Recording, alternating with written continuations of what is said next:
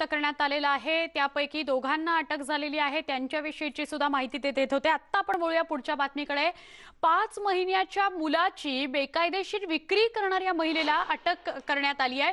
कल्याण गुन्हे शाखेने ही कारवाई केलेली आहे। सापळा रचून महिलेला बेड्या ठोकण्यात आलेल्या आहेत। एका 5 महिन्याच्या बालकाची बेकायदेशीर विक्री करणाऱ्या महिलेला कल्याण स्टेशन परिसरात सापळा रचून अटक झालेली आहे। जिल्हा महिला बाल संरक्षण कक्ष आणि कल्याण क्राईम ब्रांचने या महिलेला रंगेहात अटक केली आहे।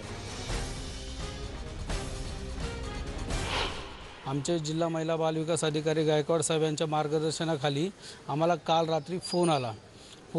फोन आल्याच्या नंतर आम्ही या ठिकाणी ज्यावेळी दत्तक विधान बघितलं की दत्तक विधानाबाबत या प्रक्रिया सुरू होती आमची, तर त्यामध्ये एक मूल असं आढळलं की मानसी नावाची एक व्यक्ती आहे।